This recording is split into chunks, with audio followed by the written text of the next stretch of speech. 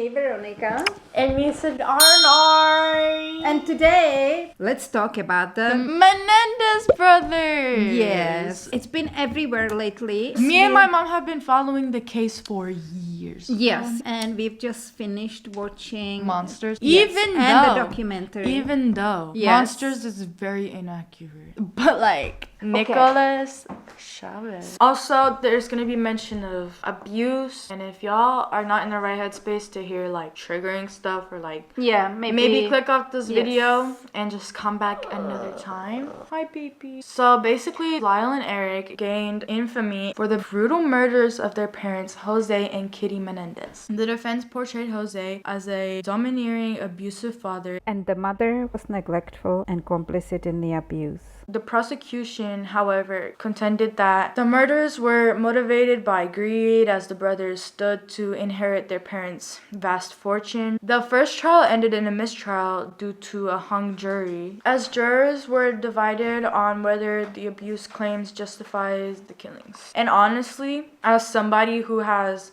been through abuse at a young age, especially, and like continuing for years, I understand where they're coming from. And I think that the reason I'm so obsessed with this case is because I don't fully relate to them, obviously, because I'm not gonna say who did it, but it wasn't my dad, you know what I mean? Like, it was like other people. I kind of feel empathy towards them, and I'm not saying it justified what they did. I'm just saying, like, damn, like, they literally have been through hell and back, and now they're in prison. Like, are you kidding me, bro? And it seems like they didn't get any justice for what they've been through. I know, but they took justice into their own hands and they killed their parents. Like, they shot their mom in the face. That is shocking to me. How they acted after the murder. How would you act after? Well, they just went on shopping sprees. What are they supposed to do? Just leave the money laying around? It was a little bit suspicious, but I tend to lean to that yes, there was abuse. But were they afraid for their lives? I think they were. Yeah. Why couldn't they just leave or talk to somebody, go to the cops, you know, if they were scared?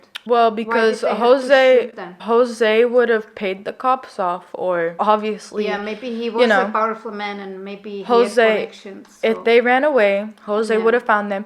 And Eric wanted to go to Stanford to get away from his parents and get away from the house. That was going to be his escape. And he was like, nope, you're going to college here and you're going to live in the house with us. So because apparently he was abused until the end of until their parents' lives. Yeah, so... And the mom knew about it, which is crazy. Because if I had any suspicion that my man was abusing my kids, my children in any way, I would always protect my kids, because I know what it's like to be unprotected and felt like not believed and feel alone and everything. And like, no, I'm not gonna put my kids through that. I'm gonna be there for them, and I'm not gonna let them continue being in a house with a cold-blooded ass bitch. I'm sorry. I'm just not gonna let them do that, because how are you gonna abuse your kids, your babies, your children? I just can't imagine that. That's crazy. It's bad if you just go and do that to someone, let alone your own kids. That's just crazy. Yeah. At the same time, I feel like if they would have told somebody, nobody would have cared, you know? And it's just hurt way more. So I don't know, like, you know, and that's what kind of people thought back then. That's abused with boys. Like, nah, that can't be true. It's really hard to come forward and talk about that stuff, especially when you've been through excessive amount of trauma. You just don't know how to cope with that stuff, and you're obviously not gonna be in the right mind. I feel like they should have helped them psychologically, and honestly, I don't think that they deserve to be in there till they die. Like, they should have been charged with maybe in a mental hospital. I know I said that didn't really help much, but if you're really traumatized of something and you did something really out of context that like can't be justified, like obviously you're not in the right headspace. Like, if you've been through that kind of stuff, you can like literally do anything. If your own dad could do that to you, it's just like not good. After being sentenced to life in prison without the possibility of parole, Lyle and Eric Menendez were initially incarcerated at separate facilities, which is evil. Which is so uncalled for. Just no, because being separated from your siblings, guys, I had to experience that, and it is literally traumatizing. It literally hurts so bad. Like, even if you're not even close with your sibling, even if y'all hated each other, it still hurts. I can't even imagine. Well, I can imagine it because that happened to me. They were separated because at that time they didn't put people together that did any crime together. It is sad for them, but maybe it was also part of the sentence. No. They were actually reunited in 2018 at the Richard J. Donovan Correctional Facility in California. Both brothers have adjusted to life in prison and have participated in various prison programs. Despite their grim circumstances, they have formed friendships with fellow inmates. They have maintained relationships with supporters outside of prison. Lyle graduated. He got to spend time with some fur babies. And I can't even imagine like how the reunited thing went. Like, if I saw my brother, they burst into tears when they saw each other. I would burst into tears too. Like, say if I ever saw my brother again. And they were not even allowed to talk to each other. They were allowed to write letters to each other, but they were not allowed to talk to each other all this time. Me and my brother haven't spoken in almost 2 years, so I know very it's hard. At the same time, like, I'm glad to hear they adjusted to life in there because they did have a bad life. Like, no matter behind all the money, behind all the fancy clothes, behind the big house, behind everything, you really don't know what someone is going through, and they deserve to adjust to life in prison and to actually be happy in there because the stuff that they've been through, it's really horrible. I think they traumatized themselves, especially by killing their parents. I think their parents traumatized them. Of course. Because what? Also, I think he had PTSD from what he did. Yeah, he did. That's why he confessed to the therapist, to Dr. Oziel. Dr. Oziel. I saw that first he said it to his best friend, then he went to Dr. Oziel. Really? Yeah. Lyle has been active in mentoring other inmates, even married twice while incarcerated. His current wife is Rebecca Sneed. Married him in 2003. Eric married Tammy in 1999 while serving his sentence. Tammy has been a vocal supporter of Eric, and she even published a book about their relationship. It's called They Said We'd Never Make It. You might be wondering how they can be married.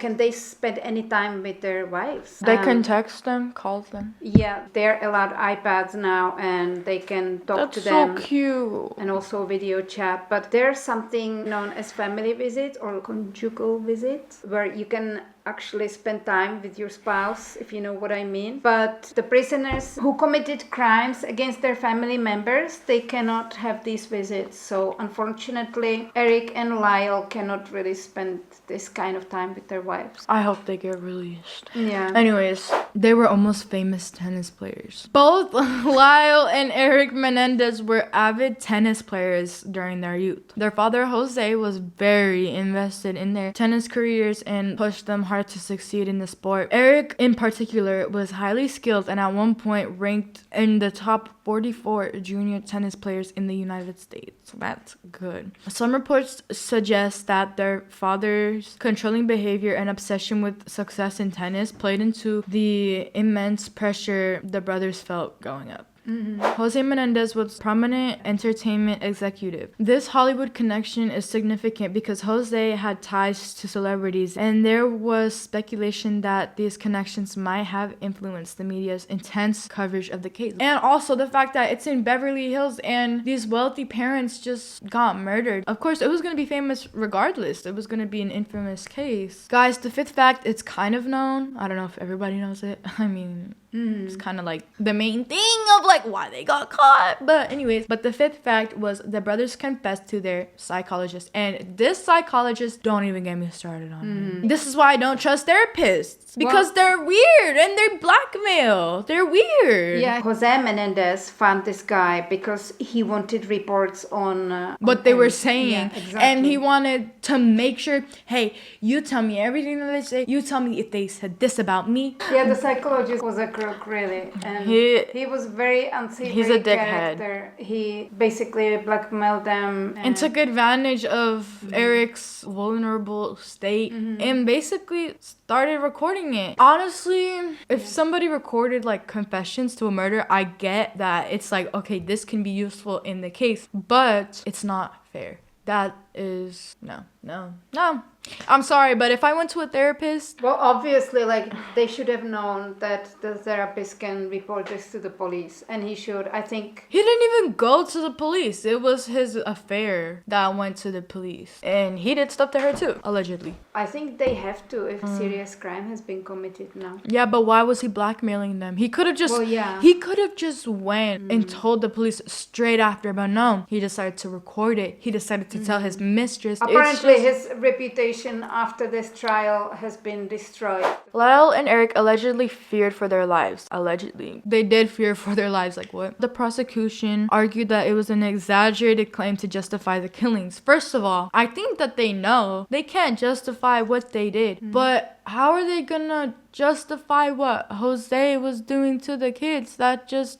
No, it's just no. Like, I know that Jose wasn't there to defend himself, but what was he gonna say? No, I didn't do it. Like, come on now. Even the family literally was in court telling people, I saw this happen. I was there when this like happened. the cousin, yeah, the he cousins. told me this, that his dad was doing this to him. Like, come on now. They should not have gotten a life sentence. That's just injustice to me. I'm sorry. I don't know. But it could be speculated. Like, there is no actual proof, and we don't know. There's if it happened pictures. or not. I believe that because it's always like believe the victim until they give you a reason to not believe them. You know what I mean? Like, I'm a survivor too of SA, so I feel really sorry for them and like really empathetic towards them because I know how it feels to get SA'd by someone that you thought you could trust. I just think that it's really weird that Eric would be SA'd from when he was a little kid until he was like grown, because he was a grown man, all of that, blah blah blah. A lot of people think that this is funny, but it's actually really sad, and we will get into that in a second of why it's sad. Lyle Menendez wore a toupee from a young age due to early hair loss. His father had reportedly made him wear the toupee, contributing to the claims of emotional abuse. And also, think about why he was losing the hair. Think about stress, pressure. Think about what was going through his head. Yeah. He was probably stressed out and thinking, can I ever trust my dad again? Why is he so mean? Why is he doing this? That's just really sad. It is unusual for somebody to lose their hair. Yeah, at a young age. Yeah. And for their dad to force them to wear a toupee, I'm sorry, but if my kid was losing hair and they didn't want to wear a wig or a toupee, that is fine with me. Go do whatever you want. Like, not whatever you want, but like, I'm not gonna control how you want to look. That's just no. And I know Jose cared about the family image, but that's not how you treat your kids.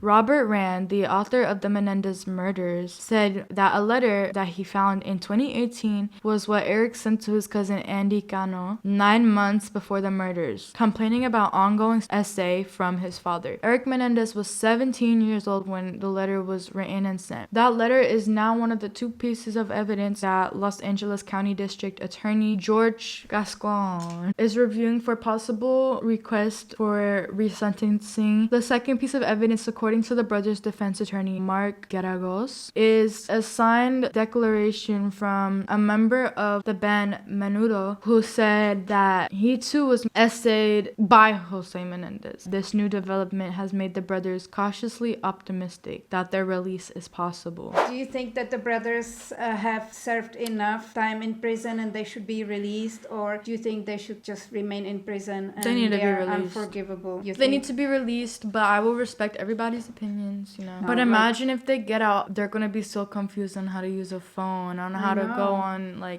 TikTok and Instagram. They have tablets, but they are not allowed to go on social media or online. Tammy's gonna have to teach Eric. That will be like traveling from the past. Yeah. Oh my gosh. Traveling to the future. Like, say you went to space in 1990 and then you came back now. That will be crazy. That will be shocking. Honestly, I think that they will be released. I think so With that too. new I evidence. hope so. I pray for them a lot. But what are they going to do? Like, they could be counselors maybe, but they don't have the money. They lost the inheritance. They're gonna make money, trust, and they're gonna write their own book. I think. Yeah, they're gonna make their that's own true. stuff. Everybody will want to talk to them, interview them. Yeah, They'll they're go. gonna be good. They're gonna be fine. I already know. If they get released, they're gonna be set. They're gonna. Be I wonder if they are gonna stay with the wives. They are. What the heck? Or if they are gonna find a new wife No. after they come out. I believe Because that Erica's gonna stay with Tammy. I want to believe that too, because she stayed. With him while he was Yeah. incarcerated. Can you imagine, like? I don't think he will. I don't think. And what about that lady? Like, she must really love him, but didn't she want to have a family, kids and stuff? She does have some. I think She one of them does? have kids. Yeah. Tammy has from a previous relationship. Eric is like a dad to her. She calls him dad. Oh, really? Yeah, she does. Oh She my even posts goodness. updates about him on Instagram. His daughter? Really? Not his daughter, his daughter. Oh my goodness. If you want to know more interesting facts, Go to our true crime channel, guys. I'm so Right excited. here. Oh my gosh.